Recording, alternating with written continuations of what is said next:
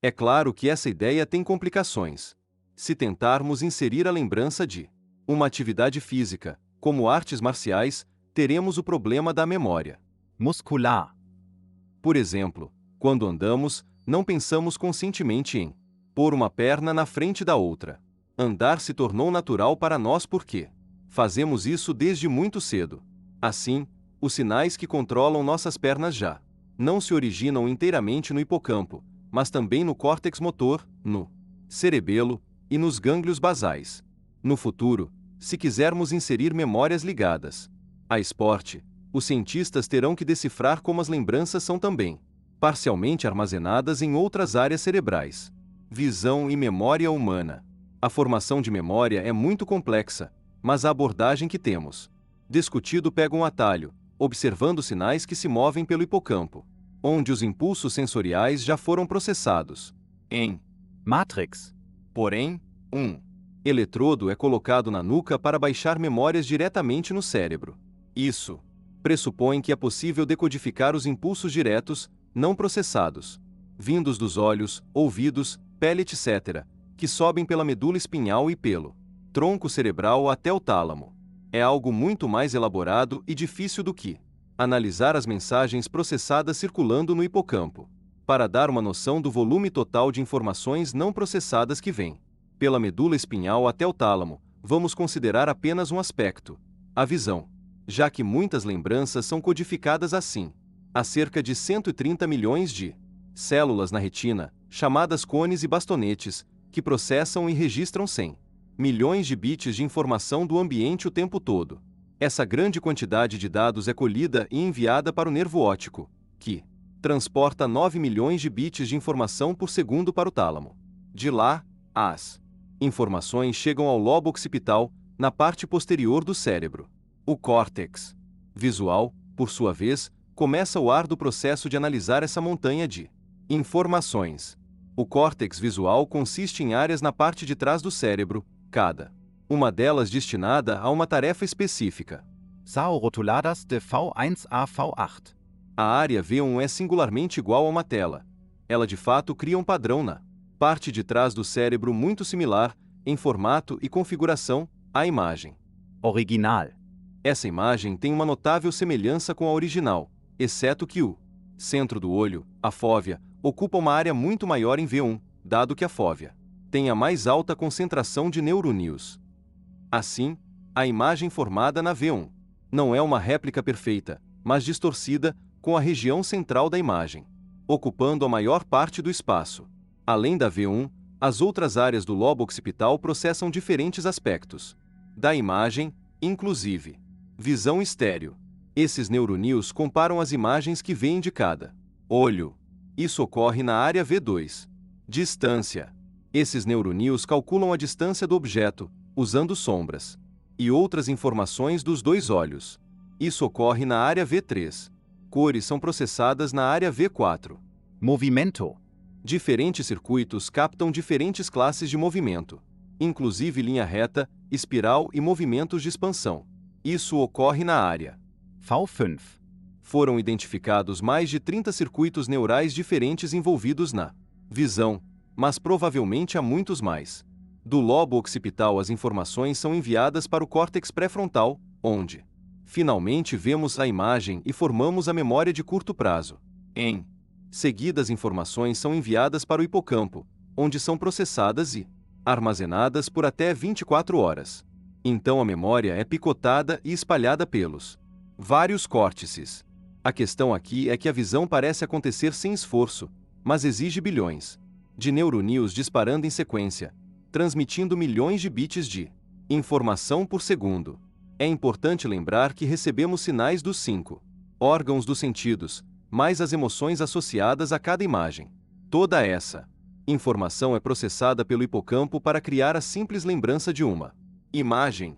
Atualmente, não existe máquina que possa se comparar à sofisticação desse processo, portanto, replicá-lo representa um enorme desafio para os cientistas que querem criar um hipocampo artificial para o cérebro humano.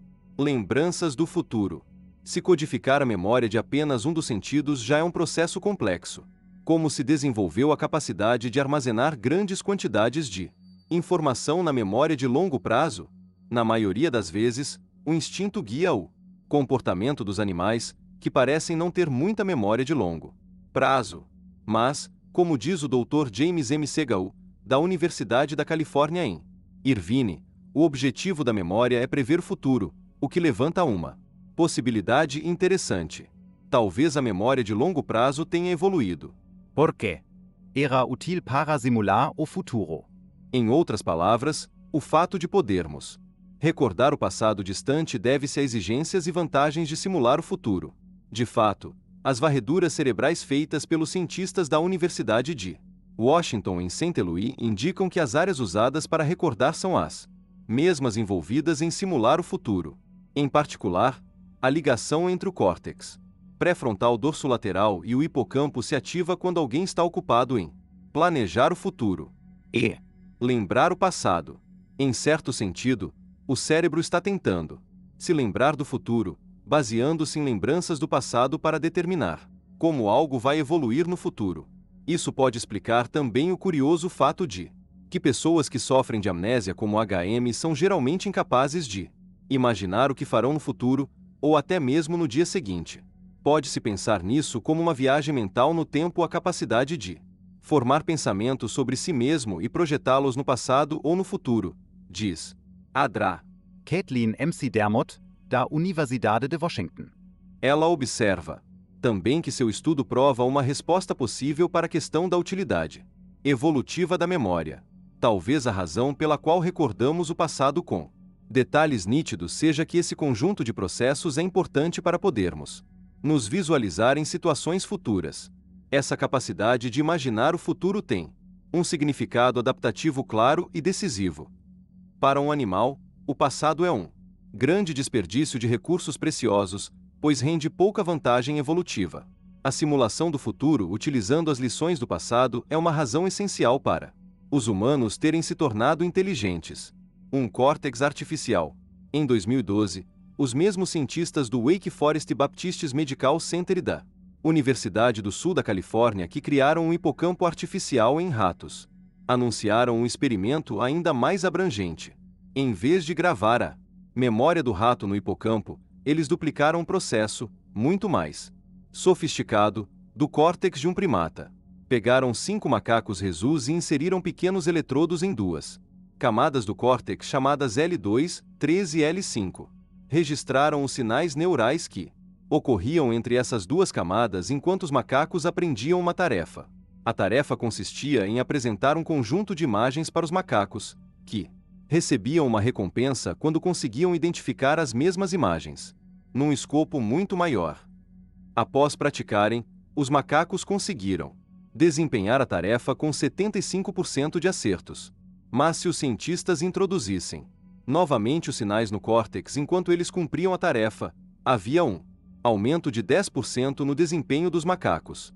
Quando certas substâncias químicas eram dadas aos animais, o desempenho caía 20%, e se os registros fossem novamente inseridos no córtex, o desempenho era acima do nível Normal. Apesar de ser uma amostra muito pequena, e de ter havido apenas uma melhora modesta no desempenho, o estudo sugere que os registros feitos pelos cientistas captaram com precisão o processo de tomada de decisão do córtex. Como esse estudo foi realizado com primatas, e não com ratos, e envolveu o córtex, e não o hipocampo, pode ter grandes implicações quando começarem os testes com humanos. O Dr. Sam A. Deadviller, da Wake Forest, diz: a ideia é que o equipamento possa gerar um padrão de saída que não passe pela área lesionada, fornecendo uma conexão alternativa no cérebro.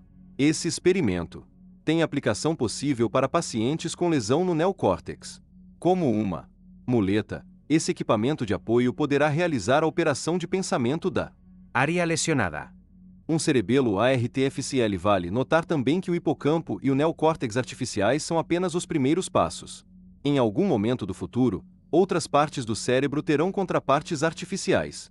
Por exemplo, cientistas da Universidade de Tel Aviv, em Israel, já criaram um cerebelo artificial para um rato.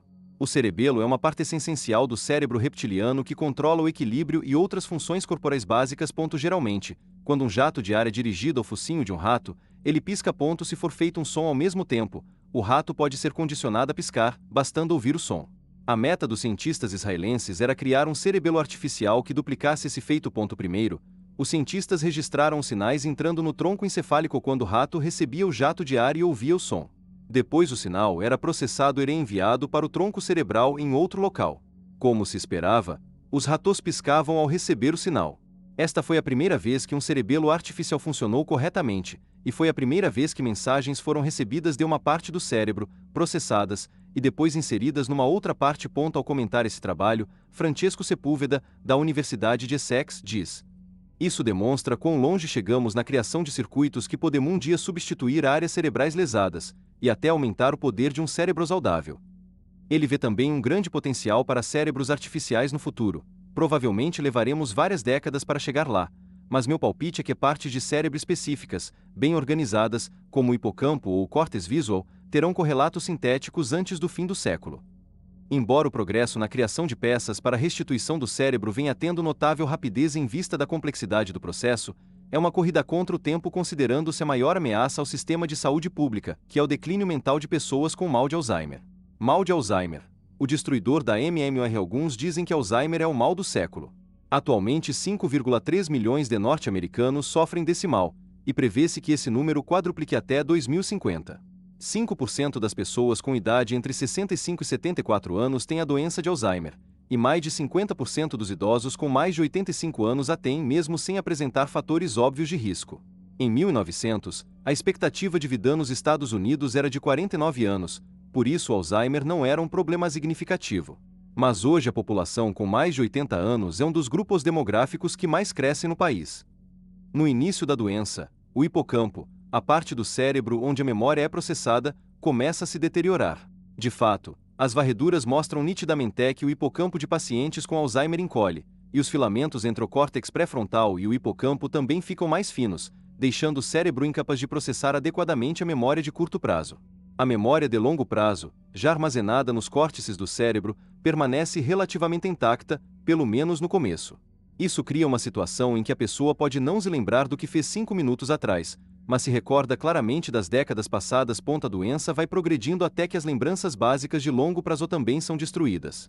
O paciente não consegue reconhecer filhos nem cônjuge, não se lembra de quem ele mesmo é, e pode até entrar num estado vegetativo semelhante ao coma. Infelizmente, os mecanismos básicos do mal de Alzheimer só começaram a ser entendidos muito recentemente.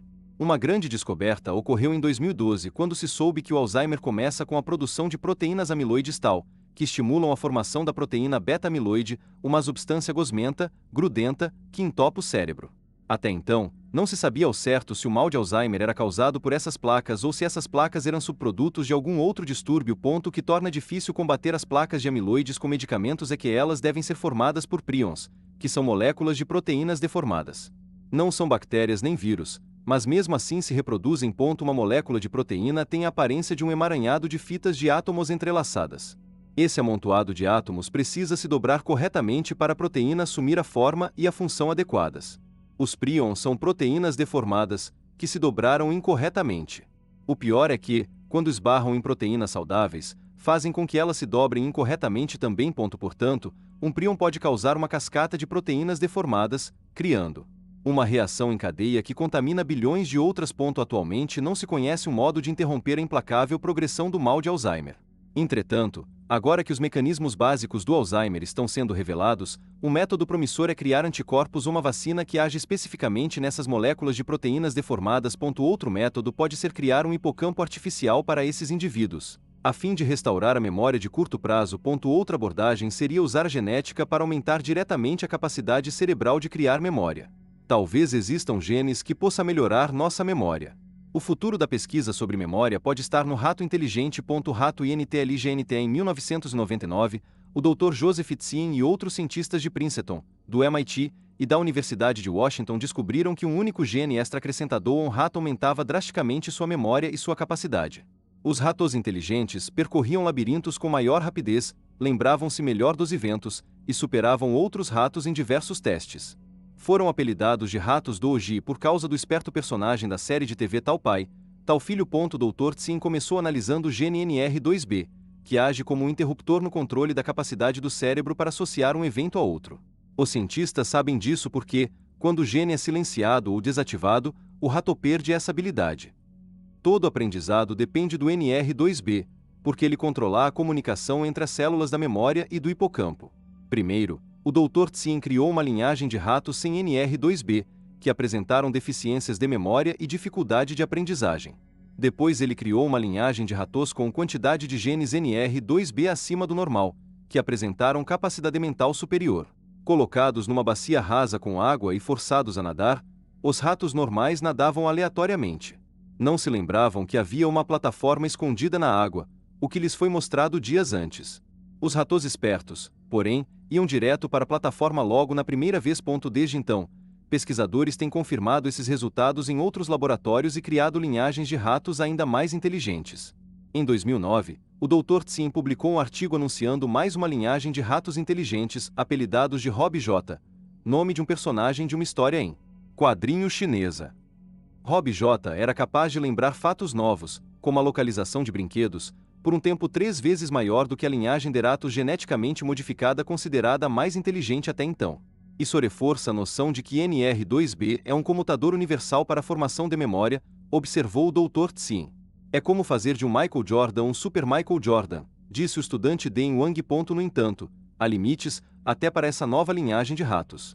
Quando colocados para escolher entre virar à direita ou à esquerda para obter um pedaço de chocolate, Rob J. se lembrou do caminho por muito mais tempo que os ratos normais, mas depois de 5 minutos ele também esqueceu. Nunca conseguiremos torná-lo um matemático. Afinal, ele é um rato, disse Tsin. É importante notar também que algumas linhagens de ratos inteligentes eram muito tímidas em comparação com ratos normais.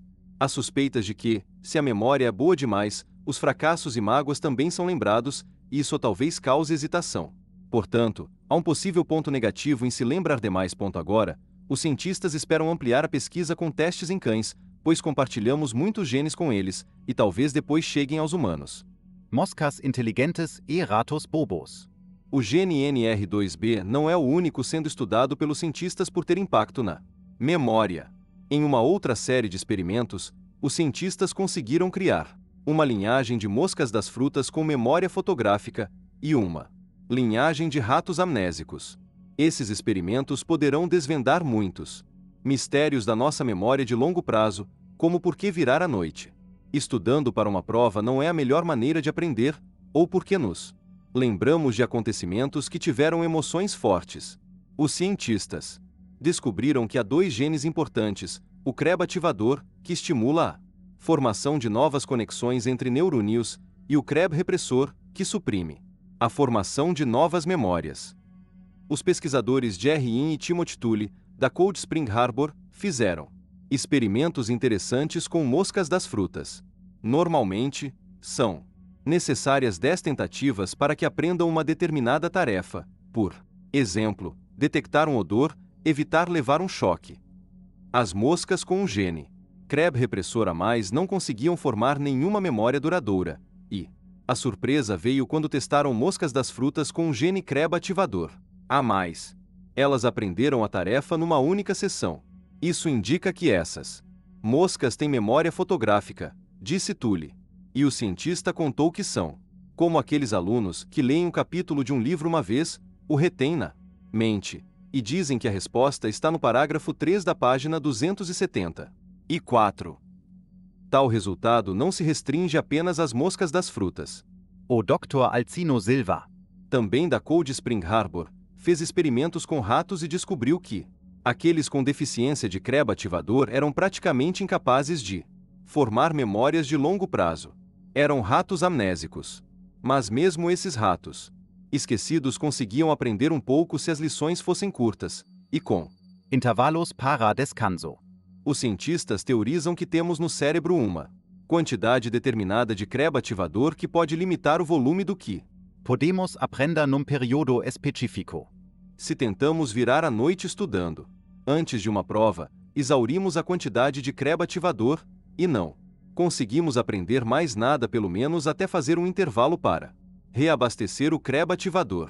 Podemos dar uma razão biológica que explica por que virar à noite estudando não funciona, diz o Dr. Tully. A melhor maneira de se preparar para uma prova final é rever a matéria mentalmente, periodicamente, durante o dia, até que se torne parte da memória de longo prazo. Isso pode explicar também por que lembranças carregadas de emoção são tão nítidas e podem durar décadas. O gene CREB repressor é como um filtro. Descarta as informações inúteis. Mas se uma lembrança está associada a uma forte emoção, é capaz de remover o gene CREB repressor ou aumentar os níveis do CREB ativador. Podemos esperar outras descobertas para o entendimento da base genética da memória. As imensas habilidades do cérebro não são formadas com apenas um gene, mas, provavelmente, com uma sofisticada combinação deles. Esses genes, por sua vez, têm contrapartes no genoma humano. Portanto, há uma real possibilidade de aumentarmos geneticamente a capacidade de nossa mente e memória. Contudo, não espere conseguir um cérebro aditivado tão cedo. Ainda há muitos obstáculos. Primeiro, não está claro se esses resultados se aplicam a humanos. Muitas vezes, as terapias promissoras em ratos não se aplicam a outras espécies. Segundo, mesmo que esses resultados possam ser aplicados a humanos, não sabemos qual será o impacto.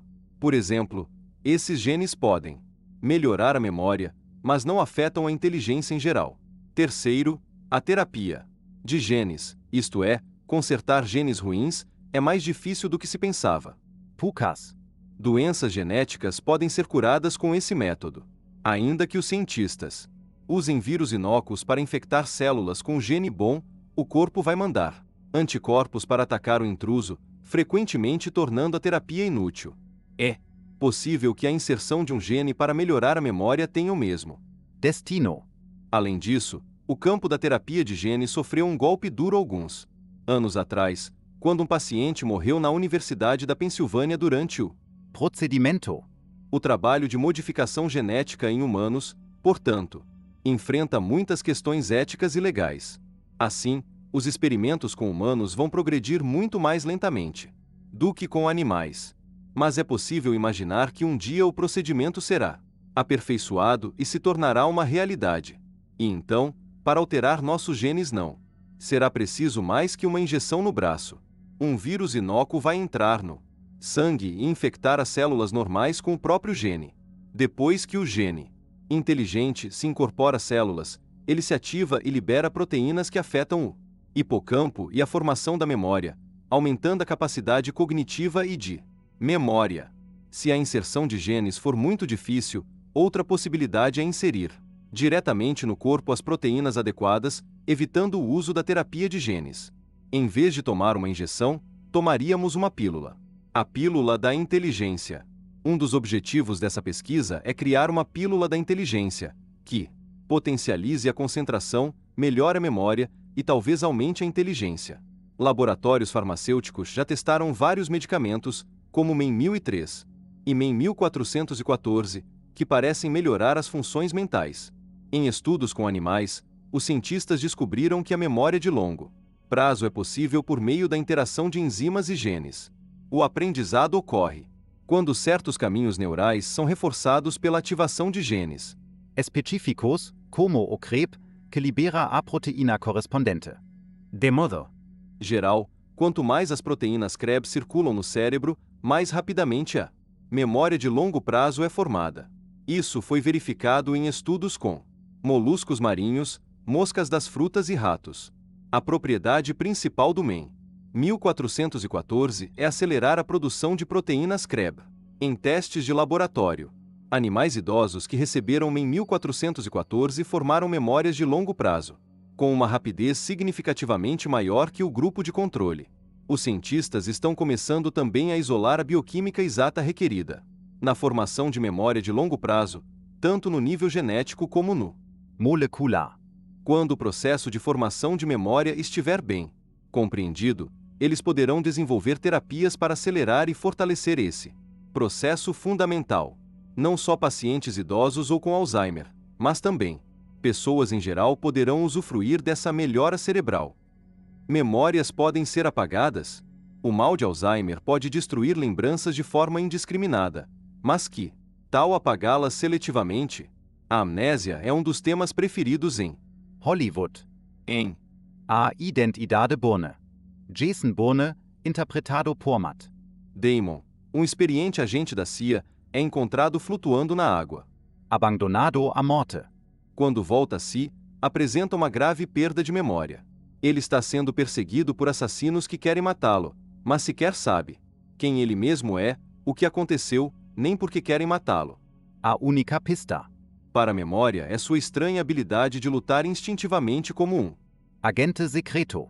Há documentação suficiente para mostrar que a amnésia pode ocorrer devido a acidentes, em decorrência de um trauma como um forte golpe na cabeça. Mas a memória pode ser apagada seletivamente.